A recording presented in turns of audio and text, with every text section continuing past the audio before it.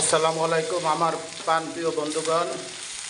আজকে দেশি মুরগি, দেশি আলু দিয়ে একবারে বুনা সাদা পোলাও দাওয়াত রইল সবার। প্রিয় বন্ধুগণ, আয়া পড়েন।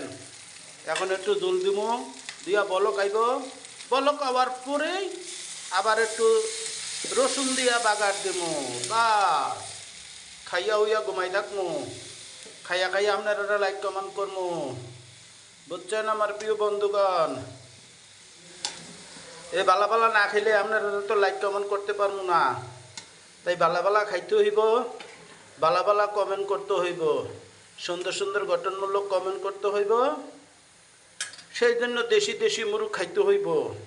বাস রান্না একটু পরে হয়ে যাইব।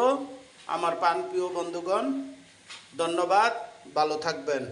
আল্লাহ হাফেজ প্রিয় বন্ধুরা।